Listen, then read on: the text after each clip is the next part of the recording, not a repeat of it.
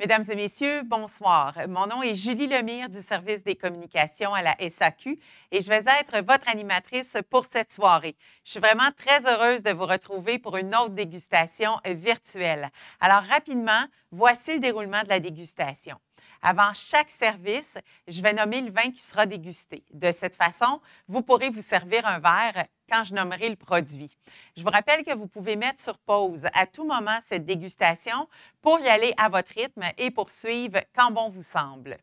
Tous les produits dégustés sont en vente à l'unité dans SQ.com. Vous allez trouver plus de détails à ce sujet dans le carnet virtuel que vous avez reçu par courriel. Et si vous en avez envie, n'hésitez pas à aimer l'événement dans notre page YouTube et à partager vos photos sur les réseaux sociaux en identifiant la SAQ. Avant de vous présenter notre invité vedette d'aujourd'hui, je tiens entre mes mains le magnifique coffret qui contient les 3 produits qui sont dégustés, qu'on va déguster ce soir en compagnie de notre invité. Le coffret est sublime et il est offert en édition limitée. Donc, pour ceux qui ont réussi à mettre la main dessus, je vous invite à conserver le coffret. Vous avez quelque chose de vraiment unique entre les mains. Alors, voici le moment de vous présenter notre invité vedette. Fondateur de Wings, maison de négoce et copropriétaire du vignoble à Pomerol, le vieux château Certan. Accueillons sans plus tarder M. François Tienpont. Monsieur Tienpont, bienvenue et bonsoir. Bienvenue avec nous. Bonsoir à vous et merci beaucoup. Je suis très heureux d'être parmi vous aujourd'hui. C'est nous qui sommes choyés de passer ce moment en votre compagnie. Et en plus de déguster 3 de vos vins, on a plusieurs sujets à aborder avec vous. Donc, je vais déguster dès maintenant. Alors, Monsieur Tienpont, l'amour du vin, on le sait, c'est une histoire de famille qui date de vraiment plusieurs générations. Est-ce que vous pouvez nous parler de comment tout a commencé il y a de cela 180 ans? Oui, absolument. Donc, cette histoire a commencé il y a fort longtemps en Belgique, puisque ma famille est d'origine belge, hein, flamande. Et c'est en 1842 que mon aïeul, Camille Tienpont, a fondé une maison de commerce de vin. Comme vous savez, donc, il y a eu la crise économique en 1929, suivie de beaucoup de très mauvaises années en ce qui concerne le vin dans les années 30, début 30. Et tout ceci l'a malheureusement poussé à vendre une des propriétés, donc Château Trollmondo, qu'il a revendu en 1935 à la famille Valette. Ceci étant dit, lui faisait toutes les allers-retours, après avec ses enfants, mon père notamment, et mon oncle, pour aller faire les vendanges à Vieux-Château-Certan. Il n'a jamais habité en France à plein temps. Ce n'est qu'en 1946, après la guerre, où mon père était un jeune avocat, mais qui avait décidé de changer de voie. Il voulait être plus libre et notamment, il voulait être paysan, hein, il voulait être près de la terre. Et c'est en 1946 qu'il a véritablement déménagé en France.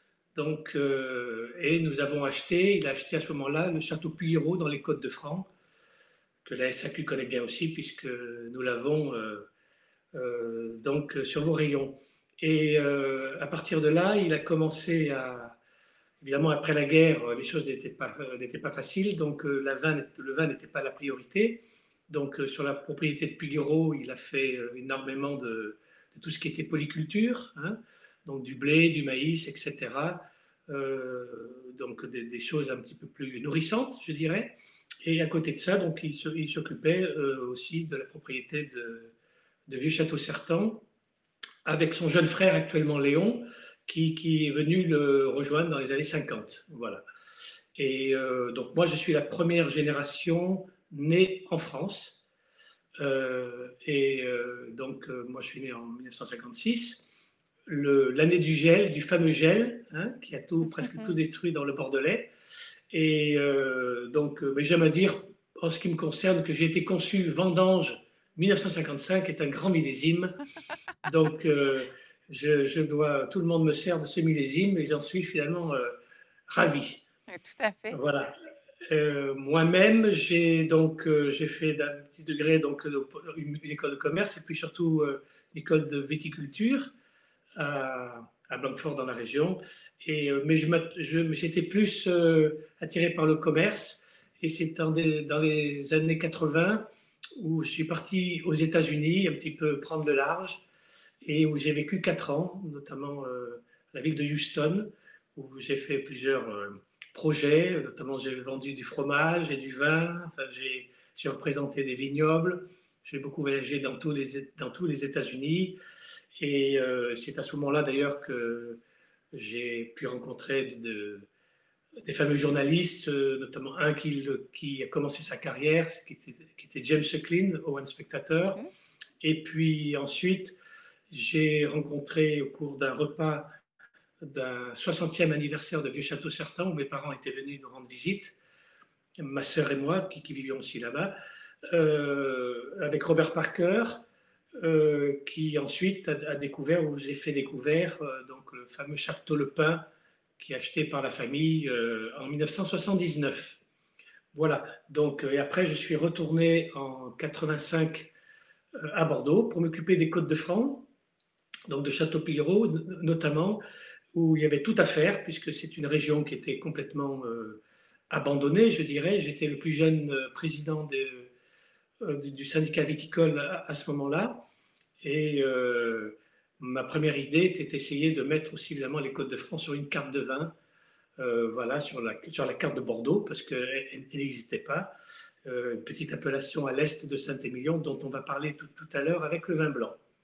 Voilà un petit peu l'histoire. Et en 1995, j'ai voulu encore voler sur mes propres ailes au point de vue négoce, et j'ai monté la société Wings, en 1995, et qui continue, et qui est spécialiste dans les très grands crus, puisque nous représentons aussi beaucoup de grands crus à Bordeaux, et plus évidemment les vins de la famille, hein, cela va de soi, et une gamme de vins que je fais avec de jeunes viticulteurs sur lesquels on partira, on pourra parler justement un petit peu à la fin de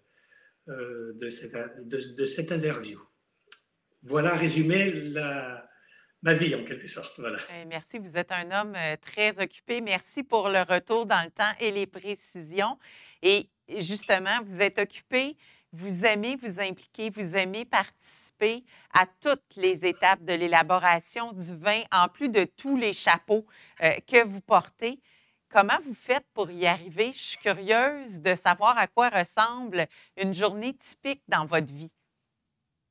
Alors, moi, bon, j'ai une journée un petit peu, comment dirais-je, variée, hein, parce que, bon, d'abord, une famille, la famille Champon, moi, je suis qu'un membre de cette famille nombreuse, et nous avons la chance, c'est ce qui fait un peu notre force d'ailleurs, d'avoir de véritables talents de gens de la famille qui puissent faire le vin chez nous, hein. Notamment, je pense par exemple, à mon cousin Alexandre, qui s'occupe de Vieux-Château-Certain avec son fils Guillaume, sur lequel aussi j'ai d'autres collaborations sur d'autres vins, notamment l'Étoile en la lande de Pomerol. J'en parle parce qu'il est aussi chez vous à la SAQ. Et donc mon frère Nicolas, bien évidemment, qui s'occupe avec moi des Côtes de France, ainsi que la propriété qui nous intéresse aujourd'hui, sur laquelle on parlera en plus en détail, du château Palais-Maquin. Mhm. Et puis, donc, une nouvelle génération avec son fils Cyril également. Et j'ai mon fils Édouard qui me rejoint aussi dans mes affaires, donc côté négoce et donc distribution. Moi, j'aime bien, évidemment, je vais beaucoup sur les propriétés pour voir un petit peu tout ce qui se passe dans la vigne et puis et voir, évidemment, voir l'évolution. Et j'adore aussi tout ce qui est donc assemblage, goûter les vins des tout nouveaux millésimes, ça c'est très important. Et donc, et ensuite de ça, moi, jusqu'à présent, avant Covid, je voyageais aussi dans le monde entier, Mhm. puisque notamment avec mon cousin Alexandre, nous avons voyagé dans le monde entier pour faire la promotion de Vieux-Château-Certain, entre autres, qui est devenu l'un des vignobles emblématiques de Bordeaux.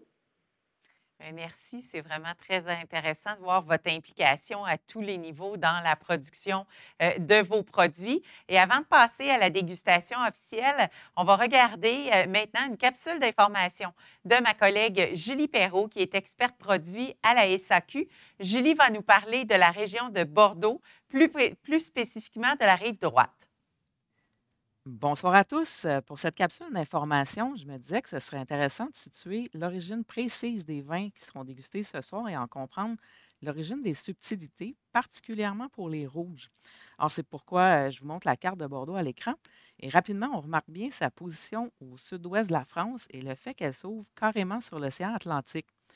Outre le fait qu'elle va profiter d'un climat océanique, donc plus tempéré, c'est aussi une situation qui l'a toujours avantagée, notamment au niveau commercial. Donc, quand on est près de l'eau comme ça facilite le commerce par voie maritime, mais c'est aussi ce qui va venir influencer les styles des vins qu'on va y trouver. Et quand on parle d'un vin de Bordeaux générique, bon, là, les raisins qui ont servi à faire le vin peuvent provenir de n'importe où dans la région.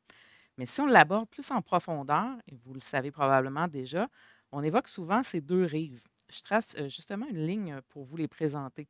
On va donc retrouver la rive gauche à l'ouest de la ville de Bordeaux et c'est là que se trouvent les vins du Médoc et des Graves. En termes d'appellation plus précise, c'est là qu'on va retrouver les appellations Saint-Estèphe, Pauillac, Margaux, Saint-Julien notamment, et juste au sud, dans les Graves, l'appellation phare, Pessac-Léognan. Donc, quand on a affaire à l'une de ces appellations, ben, les raisins proviennent exclusivement de leur zone d'appellation et le vin offre donc une typicité qui va être plus précise. Mais quand on parle des vins de la rive droite, et c'est ce qui va nous intéresser particulièrement ce soir, on parle donc des appellations qui se trouvent à droite de l'estuaire de la Gironde, au nord de la Dordogne. De ce côté-là, les appellations les plus prestigieuses vont se trouver dans une zone qui entoure la ville de Libourne et qu'on appelle évidemment le Libournais. Et dans le Libournais, ben, on trouve les deux appellations reines, Saint-Émilion et Pomerol. On les voit de façon plus précise sur cette carte-ci et voyez elles sont vraiment voisines. Et pourquoi on a autant d'appellations différentes à Bordeaux? Bien, je vous propose qu'on décortique ensemble la notion de terroir et comment ici elle vient façonner des différences notoires entre les vins, même s'ils partagent tous la même origine régionale. En fait, la notion de terroir, il faut la voir comme une équation. Ici, mettons de façon simplifiée, là, c'est qu'on doit comprendre que le climat, donc qui implique la température, les précipitations, la quantité d'ensoleillement, couplé au type de sol, qui sont loin d'être uniformes dans le Bordelais, ben, ça va faire en sorte qu'on va devoir choisir de planter les cépages qui répondent le mieux à un environnement donné. Et justement, pour les cépages, dans ceux qui sont autorisés à Bordeaux, il y en a 3 variétés qui sont plus populaires, là, que je vous présente ici. Et en ordre d'importance, au niveau de leur superficie plantée, vous allez voir, contrairement à ce qu'on peut penser, c'est pas le Cabernet Sauvignon qui est le plus présent, et c'est le Merlot. Et à lui seul, il représente 60 de l'encépagement. Ensuite, oui, on a le Cabernet Sauvignon et on va aussi retrouver dans une moindre mesure du Cabernet Franc. Et la beauté de la chose à Bordeaux, c'est qu'on va presque toujours jouer sur l'art de l'assemblage. C'est un peu comme quand on cuisine, dans le fond, on va souhaiter faire interagir différents éléments pour créer un tout qui va être plus complexe grâce à la complémentarité de chacun. Mais dans le cas des vins de Bordeaux, il y aura toujours une tendance, comme une prédominance de l'un ou l'autre en fonction d'où les vins proviennent. Et c'est ça qui est intéressant. Vous allez maintenant mieux comprendre pourquoi on sépare les rives quand on évoque les crus de Bordeaux. Bordeaux, pardon. C'est que la rive gauche, elle est plus influencée par le climat océanique et regardez ce qui caractérise généralement son sol, des graves, qui sont des cailloux. Et ces cailloux-là permettent un bon drainage, donc ils laissent bien passer l'eau, mais aussi ils emmagasinent la chaleur du soleil pendant le jour. On a donc un terroir un peu plus chaud qui va être plus propice au cépage Cabernet Sauvignon, qui est un cépage un peu plus tardif. Ça veut dire qu'il arrive à maturité un peu plus tard dans la saison, puis c'est pour ça qu'il va avoir besoin de chaleur. Du Cabernet Sauvignon, on n'en trouve pas en Alsace ou en Champagne, justement parce qu'il fait trop froid. Et quand on parle de la rive droite, bien, on s'éloigne un peu de l'Atlantique. On a aussi des sols qui sont plutôt riches en argile et en calcaire, et c'est des sols qui retiennent un peu plus l'humidité. Et ces conditions-là assiedent parfaitement au cépage Merlot. C'est un environnement qui va également plaire au Cabernet Franc. C'est pour ça que quand on parle des vins de la rive gauche, comme il est souvent question d'une forte proportion de Cabernet Sauvignon, ben, on va avoir affaire à des vins qui sont plus puissants, qui sont plus tanniques. Tandis que les vins de la rive droite, dominés par le Merlot, vont aussi dévoiler une grande puissance, mais avec une charge tannique un peu plus contenue. Vraiment comme une main de fer dans un gant de velours, hein. Et évidemment, les profils aromatiques vont également être nuancés par les caractères intrinsèques des cépages dominants. Une petite dernière chose avant de vous quitter, je voulais juste faire la lumière sur l'appellation Saint-Émilion, puisque ça concerne les deux vins rouges que vous avez en dégustation. C'est qu'en fait, on a deux appellations dans la région. C'est aussi parce qu'on y retrouve un classement des châteaux et des fois, on peut avoir tendance à mélanger les choses. Ce qui vient brouiller les cartes, c'est qu'on a l'appellation simple Saint-Émilion, mais aussi Saint-Émilion Grand Cru, qui exige notamment dans son cahier des charges des rendements plus bas. Donc, on va produire moins de raisins par unité de surface, mais ça va leur permettre d'être un peu plus concentrés. Et on va aussi exiger un vieillissement en fût de chêne pendant au moins 12 mois. Ces appellations, vous les voyez sur ces exemples d'étiquettes à l'écran. À gauche, Saint-Émilion, à droite, Saint-Émilion Grand Cru. Mais il n'est pas encore question du classement. J'y arrive. Quand on fait référence au classement de Saint-Émilion, c'est, en parenthèse, c'est pas le même classement que celui du Médoc qui est instauré en 1855. C'est vraiment un classement qui concerne exclusivement les vins de Saint-Émilion, qui a d'ailleurs été instauré 100 ans plus tard, donc en 1955. Et ce classement-là, il a la particularité d'être revisité, grosso modo, à tous les 10 ans, contrairement à celui du Médoc qui, lui, est coulé dans le béton et demeure immuable. Et c'est super parce que ça entretient une émulation collective et un désir du dépassement. Donc, un producteur ne peut pas s'asseoir sur ses lauriers avec son titre. Il va devoir constamment entretenir sa position pour ne pas la perdre. Et enfin, pour être classé à Saint-Émilion, un château va être soumis à différents critères qui incluent une dégustation à l'aveugle, évidemment, et une stabilité qualitative sur plusieurs millésimes. Et ce classement, il vient d'ailleurs tout juste d'être révisé. Il comporte actuellement 85 châteaux, dont 71 en cru classé simple et 12 en premier grand cru classé, comme l'est le château Pavie-Maquin, le troisième vin que vous allez déguster ce soir. Jusqu'à ce dernier classement, on comptait les châteaux Ozone, Angélus et Cheval Blanc parmi les premiers grands crus classés A, considérés comme le haut du podium dans la hiérarchie, mais ils se sont tous retirés pour faire cavalier seul en raison, on va dire, d'une perception négative de certaines exigences que propose le classement, bon, notamment des éléments qui vont au-delà de la reconnaissance qualitative du vin en soi. Mais bon, comme on dit, on ne peut jamais plaire à tout le monde. Et sur ces mots, je redonne la parole à Julie et M. Tienpont pour la suite de la soirée. Merci beaucoup, Julie, pour toutes ces informations additionnelles et très pertinentes. Alors, à la maison, c'est maintenant le temps de vous servir un verre. Je l'ai entre les mains du Charme Godard 2019. Monsieur Tienpont, j'aimerais qu'on débute tout d'abord par la petite histoire de ce château, si vous le voulez bien. Oui, avec grand plaisir. Les Charmes Godard blancs, il faut vous dire que c'est donc, je vais dire un petit mot d'abord sur l'appellation elle-même, les Côtes de France. Les Côtes de France, c'est la plus petite appellation de Bordeaux, elle fait à peu près 500-600 hectares, qui est à l'est de Saint-Émilion et des satellites, Puisseguin, Saint-Émilion, et un petit peu au nord des Côtes de Castillon. C'est sur 3 villages, le village de Franck qui a donné donc le nom d'appellation, le village de Saint-Cybard, où nous sommes pour la majorité de nos vignobles, et l'autre village de Taillac. On est le vignoble le plus septentrional du Bordelais, avec un plateau calcaire qui ensuite tombe sur une espèce de falaise, si vous voulez. Et là, nous avons sur les pieds de côte et le bas de côte des marnes anciennes, très blanches. Et ce qui est important pour nous, avec le vin qui nous intéresse aujourd'hui. C'est la seule appellation de la rive droite, ça c'est très important, avoir eu son appellation également pour les vins blancs. Je veux dire par là que si un vigneron de Saint-Émilion, de Pomerol ou de Fronsac veut faire un vin blanc, il sera automatiquement en appellation Bordeaux, générique. À Franc, nous avons la chance d'avoir notre appellation aussi pour les vins blancs parce que nous avons une caractéristique un petit peu particulière, ce sont des vendanges qui se font un petit peu plus tardivement et qui ont leur propre personnalité dans le goût. Sur les Charmes Godard, c'est une propriété que nous avons achetée, enfin, mes frères et moi, avec Nicolas, en 1988 qui appartenait à un vigneron qui amenait 100% de ses raisins à la cave coopérative locale. Nous avons tout de suite fait le vin chez nous et le premier millésime a été donc 1988. À l'époque, donc le vignoble était à dominante sémillon, toujours maintenant. Nous avons toujours gardé ces vieilles vignes et qui étaient aussi complantées en sauvignon blanc et en muscadelle.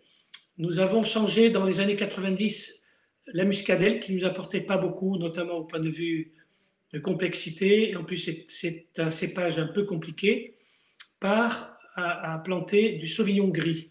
Nous sommes l'un des premiers vignerons à avoir planté du sauvignon gris dans la région bordelaise. C'est un cépage qui a des raisins comme ça un petit peu rosés, très denses, un petit peu comme du pinot, enfin comme du pinot gris si vous voulez, mais un peu rosé et qui apporte cette petite note dans le vin, cette petite note exotique. Voilà, donc l'important du vignoble de 5 hectares de Charmes-Godard, c'est justement son terroir et ses vieilles vignes de sémillon. Nous avons à peu près au moins 50% de sémillon, le reste étant divisé entre le sauvignon gris et le sauvignon blanc. Au point de vue vendange, nous avons des vendanges qui se fait par tri, c'est-à-dire que le meilleur des raisins va aller pour les Charmes-Godard, où nous utilisons ces jus, nous utilisons uniquement les premiers jus de presse pour faire le vin de Charmes-Godard. Le reste sera déclassé. Nous utilisons autant à la première époque, nous avons utilisé des barriques neuves, donc à la bordelaise avec du bâtonnage, etc. Ce qui nous donnait des vins assez boisés. Puis c'était je dirais à les modes à l'époque des années 80-90. Aujourd'hui, nous sommes dans une philosophie totalement différente. Nous utilisons à 100% des barriques qui font 500 litres, hein, qui ne sont pas neuves, qui ont 1 ou 2 ans, pour pas avoir justement ce goût de bois neuf, mais pour avoir cette vinification un petit peu bourguignonne, si vous voulez, puisque les vins font leur fermentation en barrique et l'échange du jus fermenté avec le bois est très importante pour donner, à travers les lies fines, ce côté onctueux et ce corps qu'a ce vin. Là, nous sommes sur un millésime 2019, hein, qui est un très très bon millésime, très équilibré. Et donc, je vous autorise, si vous voulez bien, à le goûter. Tout à fait, tout à fait. Je vous ferai quelques commentaires après. Oui, effectivement, on va lui goûter et justement, là, vous venez de nous parler du château, des particularités du château. Si vous pouvez justement nous décrire ce qu'on a dans notre verre actuellement, c'est quoi les particularités de ce fabuleux vin? Alors, ce vin, tout d'abord, c'est un 2019, c'est un cru qui peut très bien vieillir. Vous voyez, il est encore, nous sommes en 2022, il est encore extrêmement jeune, hein. Il faut pas trop le servir froid, je dirais, hein. Il faut le laisser dans le verre. Il va vous donner encore plus d'exubérance au nez, hein. Ces notes un petit peu florales. Et c'est du côté, donc, comment dirais-je, exotique, fruit de la passion un petit peu. Ces genres de choses comme ça, avec des petites notes de mangue. Et plus ça va, et plus il va vous donner ça dans le nez. Après, en bouche, vous avez ce côté très onctueux, très soyeux et avec une très belle longueur, du corps en milieu de bouche. Et ce qui est très intéressant pour nous et très important, c'est cette finale qui est quand même comment dire, très fraîche, qui est longue et qui vous donne ces côtés d'agrumes aussi en fin de bouche. Tout ça pour vous dire que c'est un vin qui a extrêmement un très bon potentiel pour vieillir. C'est un vin, il lui faut minimum 1 an, au moins 1 an de bouteille, au moins. Hein, et ensuite, il va vraiment se développer. Moi, j'aime beaucoup ces vins, notamment chez vous, vous avez de très bons homards, notamment, je crois, etc. Voilà. Ça, c'est le vin avec des homards et tout qui va aller très, très bien. Hein. Ou alors avec des viandes blanches, style poulet ou dinde. Voilà, ou des poissons aussi en sauce, hein, qui sont très, très, très bien aussi. Autre chose aussi, par exemple, pour certains légumes. Par exemple, nous, on est très, par exemple, on aime beaucoup l'asperge, hein, donc à la saison, en juin. Je me souviens, dans ma jeunesse, j'avais fait goûter ce vin à Pierre Troisgros, qui était un grand amateur de vin blanc et qui n'aimait pas du tout les vins blancs de Bordeaux. Eh Ah, bien, je lui ai fait goûter les Charmes Godard, je crois que c'était un 90 à l'époque, dans sa cuisine. Et il m'a dit, François, nous allons faire un test sur justement mes asperges à l'entrée. Et s'il passe le test, eh bien, je le mettrai sur ma carte. Et le vin a passé son test et on a mis du Charme Godard chez Troisgros à l'époque, parce wow. qu'il avait passé le test de l'asperge chez Troisgros. Donc j'en étais très fier. Un autre, Avec raison, avec raison. voilà, un autre grand vigneron de l'époque qui aimait beaucoup, qui était un grand spécialiste du vin blanc, puisqu'il s'agissait de Jean-Bernard Delmas du château Aubryon, et je l'avais amené sur la propriété, et il m'avait dit, oh là là, ton vin, tu pourrais le mettre à l'aveugle avec certains Pessac-Léognan, il ne sortira pas dernier, c'est sûr. Ah, ça, c'est sûr, Donc ça, c'est bon. c'est un vin qui est une excellente rapport qualité-prix, qui on se fait plaisir pour des vins qui sont vraiment complexes, qui a du potentiel pour vieillir et qui peut vraiment vous accompagner sur des mets de qualité, quoi, si vous voulez, un petit peu recherchés. Voilà. Donc, Parfait. et, Merci. et surtout, j'adore cette digestibilité parce que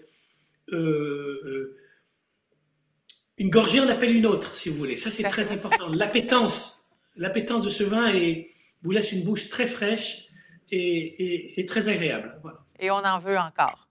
Voilà, exactement. Et on en veut encore. Et on en veut encore. Vous nous avez parlé un petit peu plus tôt de votre famille. J'aimerais savoir quelle est la philosophie, la vision qui vous unit? Oh, je veux dire, elle est très simple, hein. Je dirais, il y a un mot pour nous qui est très, très important, c'est l'équilibre. Pour tout, hein. Il faut que les choses soient toujours équilibrées. Et dans le vin, c'est très important, hein. Nous ne faisons pas des vins pour avoir des bêtes à concours, comme l'on dit. Nous sommes nous sommes des vrais buveurs de vin de qualité, des vins qui sont digestes, qui sont une nourriture, et nous faisons très attention à ça. Et chaque terroir chaque vin, chaque raisin doit être cultivé, vinifié, avec le potentiel de son terroir propre.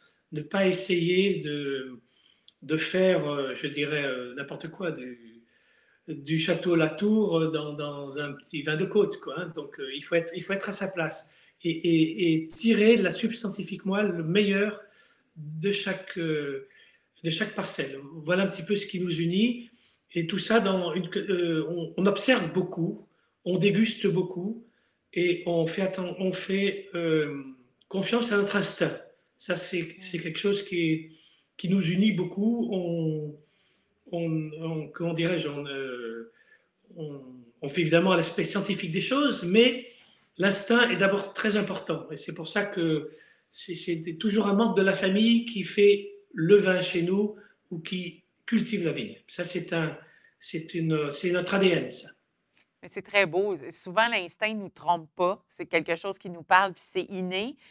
Puis justement, en lien avec votre philosophie, cette notion d'équilibre-là, est-ce que vous pouvez nous dire où vous voyez la famille Tiempont, disons, dans 10 ou 15 ans?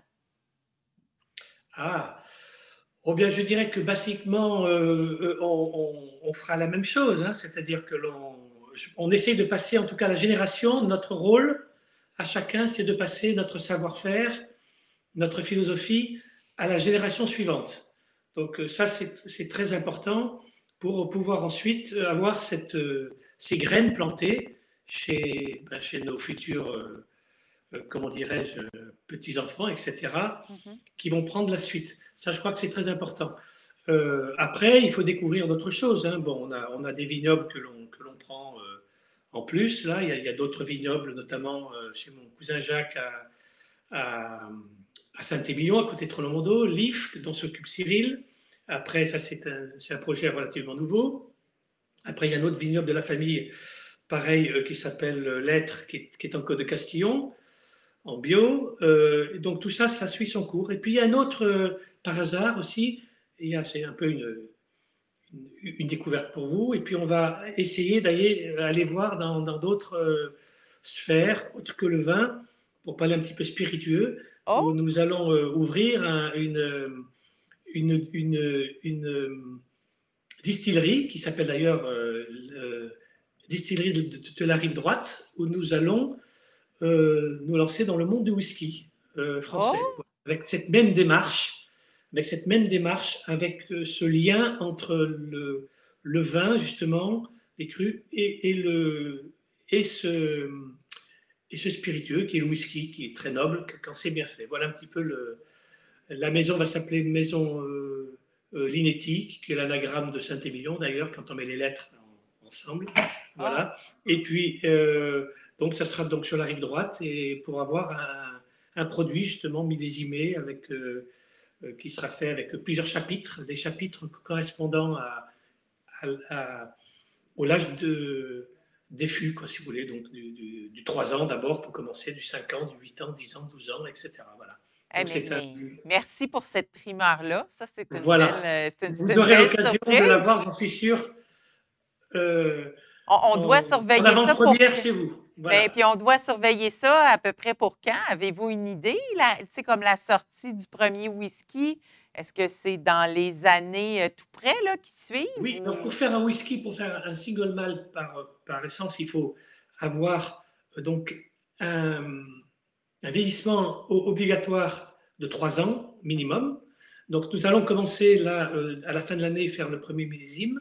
Donc les premières bouteilles seront pour 2026. Ah ben, on va surveiller ça de très, très près. Et, Soyez-en assurés. et surtout, on pourra faire visiter ça parce que ce sera un lieu assez magique et assez beau, justement, dans le savoir-faire et dans les équipements et tout ça. Donc, c'est assez, on est très excités par Je suis parfait. ce nouveau projet. Je suis certaine que les gens à la maison qui aiment voyager là, se prennent des petites notes. Là, puis si jamais ils vont faire un tour dans votre magnifique coin de pays, ils vont arrêter voir ça. Voilà. Maintenant, si on revient à notre fabuleux coffret, les deux prochains vins du coffret sont le premier et le second vin du château Pavé-Maquin, pardon. Est-ce qu'on peut commencer par l'histoire de ce château? On vous écoute. Oui, alors, le château a une très vieille histoire, hein, puisqu'il a été fondé par Albert Maquin, qui était un ingénieur agronome qui a sauvé le vignoble de la rive droite, puisque c'est lui qui a vraiment trouvé la technique pour faire la greffe des cépages après la crise du phylloxéra. Donc, Albert Maquin est né en 1852, il est mort en 1911, et il a, au courant de sa vie, comment dirais-je, rassemblé 3 petits vignobles sur le plateau de Maquin, qui est à côté de Trollon-Mondeau, et qui les a rassemblés. Et d'où le nom Pavie-Maquin, puisque Pavie vient du lieu-dit, hein, puisque c'est à côté du château Pavie, et Maquin parce qu'il s'appelle Albert Maquin. C'est resté jusqu'à présent dans la même famille qui, eux, ne sont jamais occupés directement de ce vignoble, mais qui a donné un petit peu la clé de ce cru à mon frère Nicolas en 1994 pour le gérer et le faire fructifier. Donc c'est ce qu'il a fait depuis 1994. Et sa première victoire a été au classement de 2006, de le placer de Grand Cru classé à premier Grand Cru classé B. Notamment, il y avait un autre cru qui l'a suivi avec lui, c'était Château Trollon-Mondeau, donc son voisin. Et depuis, Château Pavé-Maquin a fait une très belle renommée et fait parmi des grands crus très appréciés de Saint-Émilion, qui est, à mon avis, d'ailleurs, un cru qui n'a pas fini de monter parce qu'il est il y a un travail fait sur le vignoble qui est extrêmement d'une très grande précision par l'équipe, justement, de mon frère et de Cyril, maintenant, son fils, enfin mon neveu, qui fait que ce cru est en train de, notamment, c'est une chance parce que je trouve que le millésime qu'on va servir aujourd'hui, qui est le 2018, est un palier supérieur encore des millésimes précédents. Bien, justement, vous mettez la table, c'est parfait. J'ai le verre entre mes mains. On va déguster maintenant le vin Les Chênes de Pavie-Maquin 2018. On vous écoute nous parler de ce fabuleux produit. Alors, les chênes de Maquin, d'abord, Château Pavie-Maquin, ça fait à peu près 15 hectares sur le plateau, sur des terroirs qui sont extrêmement calcaires, c'est la pierre, avec de l'argile en surface. Et selon les parcelles, vous avez plus ou moins donc la pierre qui se situe donc à plusieurs mètres en dessous du sol. Ce qui était très intéressant, j'invite tous nos amis québécois, quand ils sont dans la région, à venir nous visiter, parce que nous avons fait notamment un nouveau chai qui va ouvrir là maintenant, souterrain, et qui est très très beau parce qu'on peut voir à travers toutes les différentes strates du terroir de ce cru-là. Et à la fin, qui se termine par vraiment un gros rocher que l'on a laissé d'ailleurs dans le chai, qui prouve comment est le sol. Donc c'est vraiment de la pierre, du calcaire. D'où cette finale de ces crus qui sont extrêmement minérales, comme ça, presque ces notes un peu salées. Donc, presque tous les terroirs, je dirais 100% du terroir de ce cru, a le potentiel de faire du grand vin. Pourquoi on fait un second vin comme les Chênes de Maquin? Ça correspond à des parcelles qui sont en général des vignes plus jeunes ou qui ont quelques petits stress hydriques, mais légers parce que la vigne est plus jeune.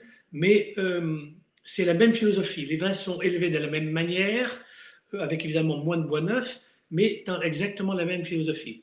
Mais vous allez voir les deux qui ont exactement le même ADN.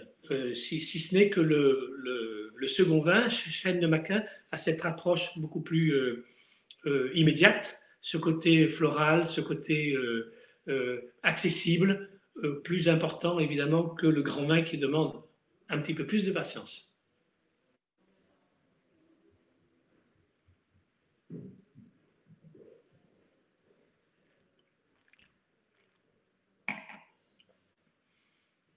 Vous voyez ce côté un peu crayeux même en bouche. On sent ce côté extrêmement frais, très long, extrêmement aussi, comme je dis, presque salé en fin de bouche, et très aérien donc en même temps. Il n'y a pas de lourdeur. C'est une espèce de aussi légèreté, parce que naturellement ces sols nous apportent une très bonne acidité. Donc même si on pense, évidemment, ce sont des degrés qui sont relativement élevés pour nous, qui sont aux alentours de 14, mais ça ne se sent pas, parce que entre le pH et les tanins et l'acidité naturelle, il y a toujours cette fraîcheur. Donc, on en revient toujours à l'équilibre, c'est exactement ce que je disais, c'est très important. Ce sont des vins qui sont extrêmement équilibrés. Un mot sur le millésime 2018.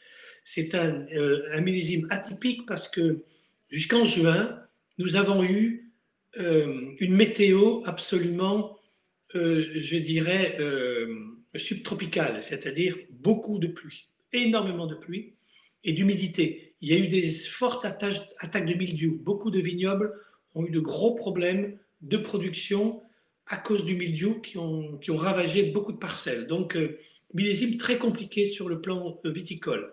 Et à partir de début juillet, vin chaud, ensoleillé, et plus une goutte d'eau jusqu'au vendange.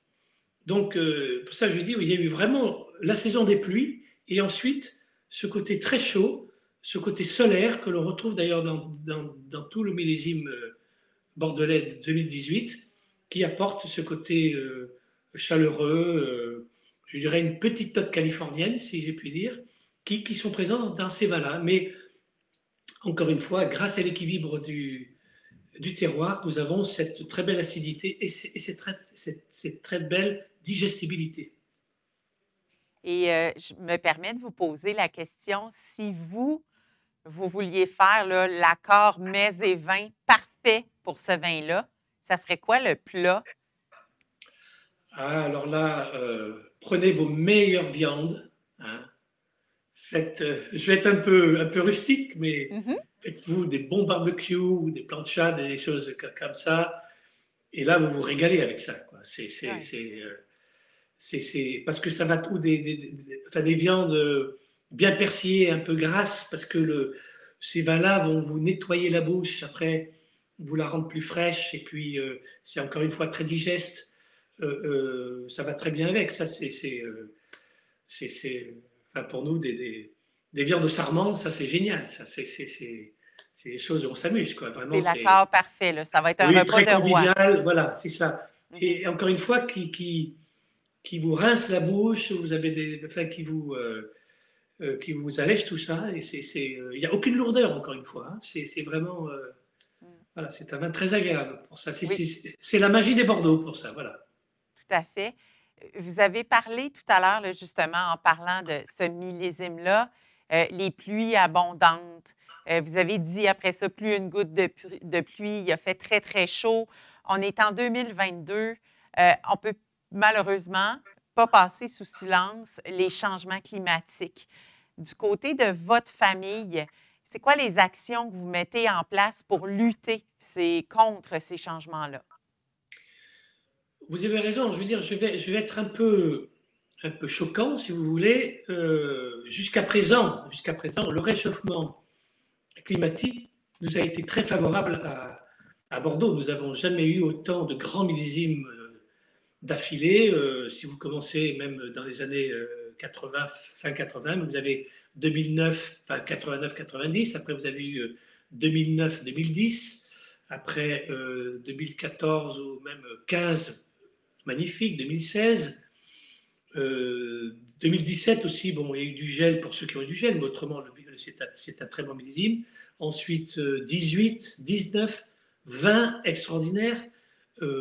21, alors lui, c'est l'exception qui confirme la règle. On est retombé dans les années début 80 avec des pluies, des petits degrés, donc on est retombé dans les années 80 plutôt light. Hein. Donc finalement, c'est bien. Et après, 2022, là, vous verrez, on va en parler, année très sèche, petit rendement, mais de grands millésimes. Donc le tout que, comme j'en parlais encore une fois donc à mon neveu avant cette interview, bon, le changement climatique, il ne faut pas que ça bouge trop. Enfin, c'est-à-dire, on va vraiment vers des temps encore plus difficiles. Donc, il faut se préserver de ça et faire le cultural pour s'adapter à ce changement.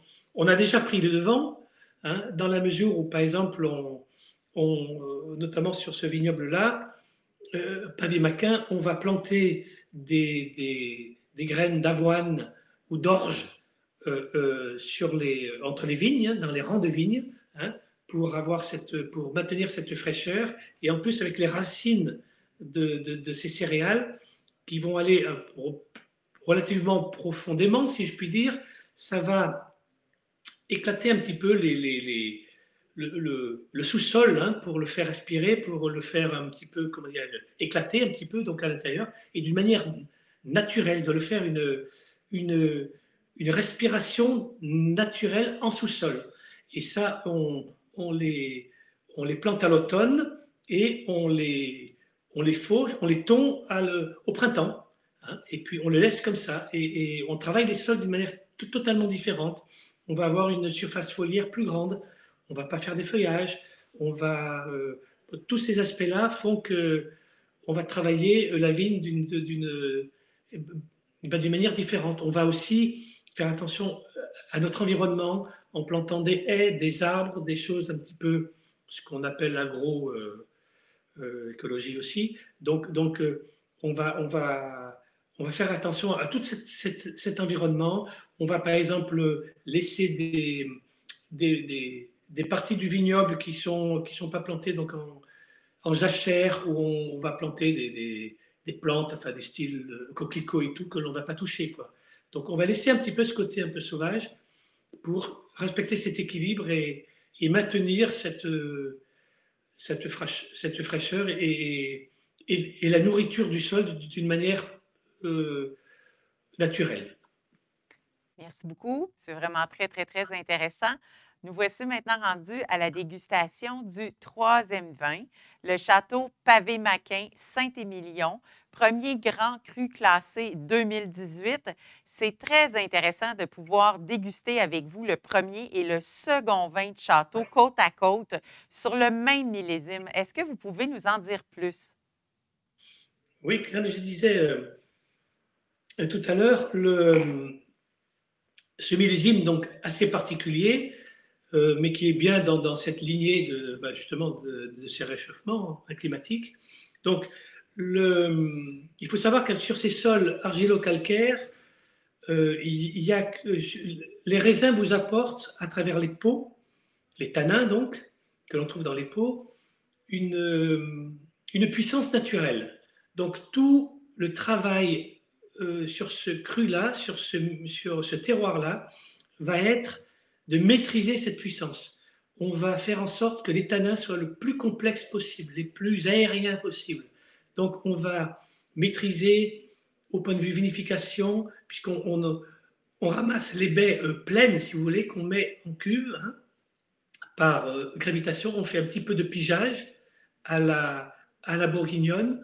Et par contre, on va être extrêmement beaucoup plus sensible au dosage justement de ces pigeages pour ne pas trop avoir comment dirais-je, concentration trop forte. Donc on va trouver cet équilibre-là. Et chaque année est un challenge parce que selon le millésime et la climatologie, on adapte évidemment ces recettes-là, mais toujours rechercher avoir suffisamment d'extraction, mais pas aller au-delà. Donc, trouver cette finesse, encore une fois, ce côté aérien pour, comment dirais-je, ne pas faire des vins trop puissants.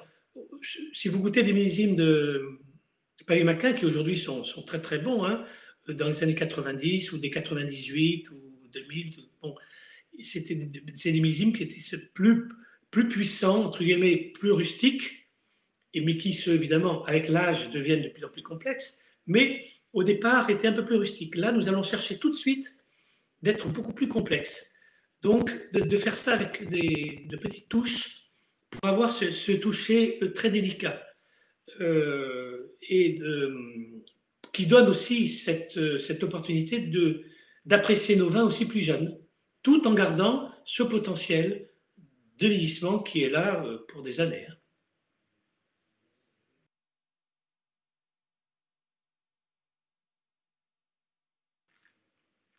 J'ai hâte de vous entendre nous décrire.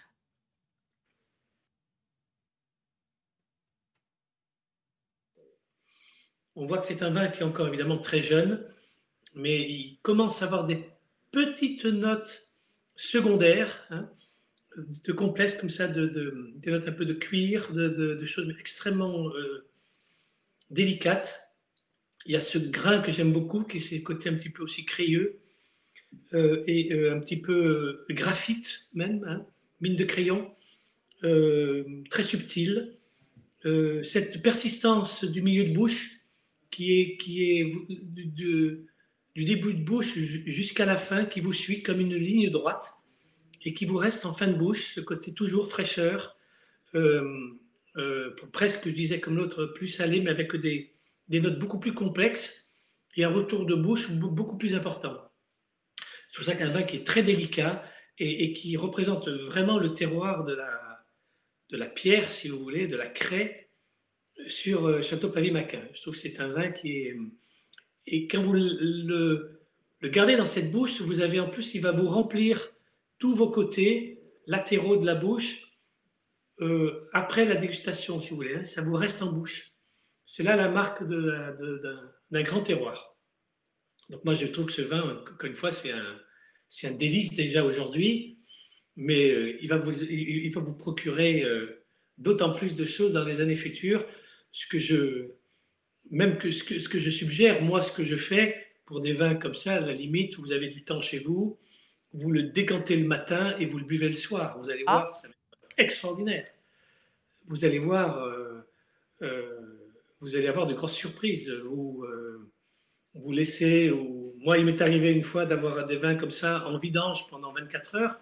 J'ai bu la moitié de la bouteille, je l'ai repris le soir d'après. C'était magnifique. C'est complètement différent. complètement différent. Il va vous apporter des choses encore plus différentes, beaucoup plus complexes, et puis vous allez encore découvrir, et vous allez voir vraiment ce qu'il vous donne, quoi. Donc c'est un bébé encore, hein, c'est un bébé ce vin, Oui. mais un beau bébé. Oui, il est tout jeune, 2018, mais on garde le truc, on va essayer ça à la maison, ce que vous venez de nous Absolument. suggérer. Oui, on va essayer ça. Maintenant, les gens qui sont à la maison, ils ont la chance de se procurer les vins suivants. Le Parcelle du Rocher 2016 et le Vieux Château Certan sur plusieurs millésimes. On a le millésime 2004, 2006, 2008, 2011, 2014 et 2015. Si vous le voulez bien, je commencerai avec le Parcelle du Rocher. Il fait partie de la famille de vos vins. Est-ce que vous pouvez nous raconter comment l'histoire a débuté? Oui, c'est un hasard, hein, si vous voulez. La parcelle du Rocher se situe donc au château du Rocher, qui est sur la commune de Saint-Étienne-de-Lys à Saint-Émilion, qui est la continuité, si vous voulez, de l'appellation en allant vers l'est, vers les côtes de Castillon, si vous voulez. Toujours sur cette côte calcaire. En gros, pour ceux qui connaissent la région, vous prenez votre voiture en bas de Château-Pavie, vous continuez, vous traversez, vous avez Château Larcis-Ducasse, Belfond-Belsier, etc. Vous continuez vers l'est et vous tombez sur le village de Saint-Étienne. Et là, donc, ça appartenait à la famille de Montfort, sur lesquels on était voisins au niveau des Côtes de Franc. Le comte, le baron de Montfort, qui était à l'époque de mon père un personnage un peu truculent, hein, qui aimait bien la bouteille, comme on dit à l'époque. Hein, voilà. Et donc, il y avait cette propriété reprise par son neveu. Et donc, c'est une très belle côte. Et là, le premier millésime 2016 que j'ai fait, j'ai sélectionné 2-3 parcelles qui sont notamment, principalement du Merlot, mais qui a aussi une très belle parcelle de Cabernet Franc, qui nous apporte ce côté complexe, qui met justement le Merlot sur un piédestal. C'est une propriété qui est en bio depuis le millésime 2012, hein, donc dont nous travaillons de cette manière-là.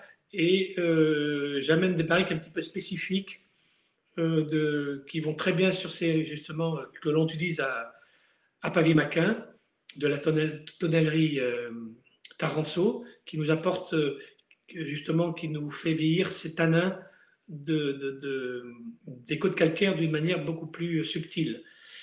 Et donc, ce vin, à peu près un tiers de barrique neuve, un tiers un vin, une barrique d'1 an, et après un autre tiers de barrique de 2 ans. Comme ça, on n'a pas. C'est un très bel élevage. Et le 2016 est un magnifique millésime, hein, très riche, très complet.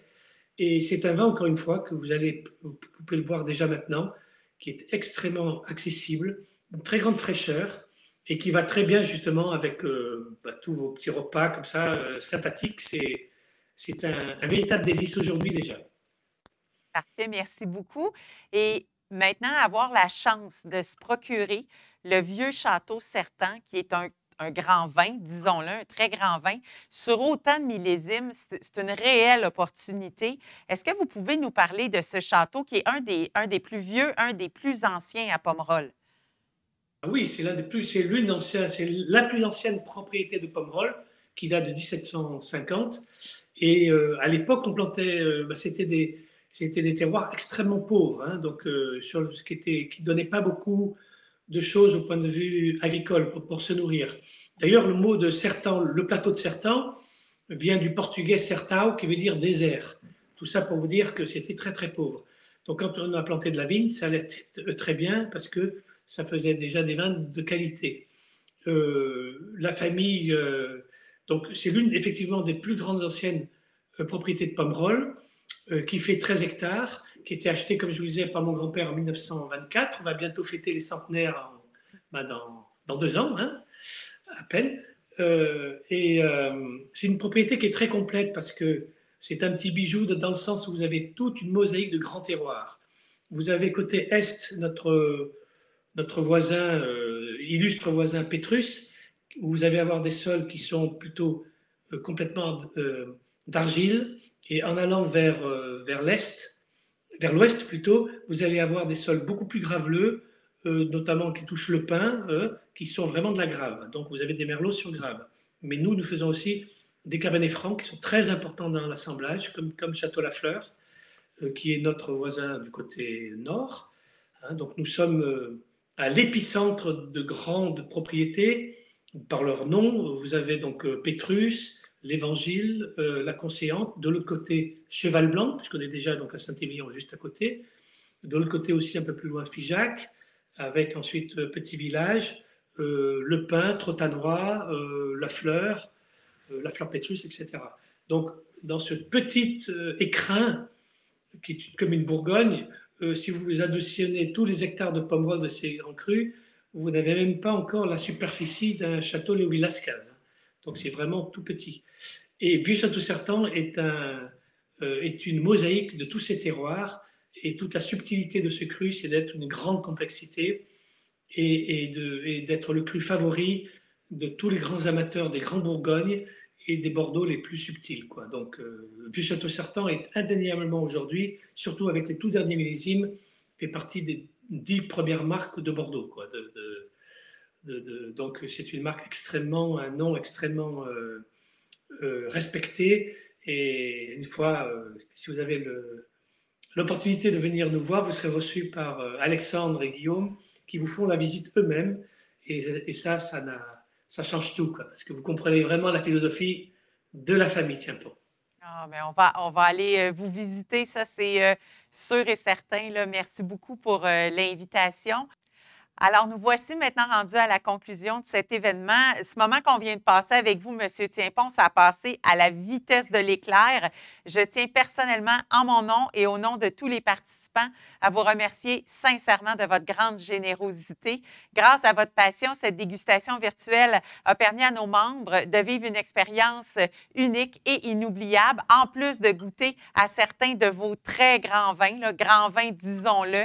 Ça a été tout un honneur et un réel plaisir de vous compter parmi nous. Aux participants à la maison, merci d'avoir été avec nous. Et si vous avez apprécié ce moment, je vous invite à vous abonner à notre chaîne YouTube. Et avant de laisser la parole à notre invité, je vous souhaite une très belle fin de soirée, une bonne fin de dégustation. Et M. Tiempon, je vous laisse la parole pour le mot de la fin. Merci beaucoup, Julie. J'ai moi-même passé un temps superbe avec vous tous, et merci encore de m'avoir donné cette opportunité de partage pour faire déguster nos vins de la famille. Et je voulais dire que le Québec aussi, pour nous, je sais que nous avons beaucoup d'amateurs et surtout de bons vivants, parce que ça c'est très important, le savoir-vivre, et vous savez très bien le représenter chez vous. Et donc encore une fois, moi je suis très ravi d'avoir pu avoir ce moment. Je vous disais que nous, ce qui est important aussi comme message, c'est que nous sommes une famille depuis très longtemps dans le Bordelais maintenant, et que nous avons des racines qui nous amènent à poursuivre et à essayer dans le futur encore de faire toujours des grands vins le plus possible, et de transmettre et de partager ce plaisir qu'est tous les grands vins de Bordeaux, quoi, et notamment, évidemment, pour être chauvin, ceux de la rive droite. Voilà. Merci beaucoup, en tout cas, hein, et à très bientôt, soit au Québec, soit chez nous.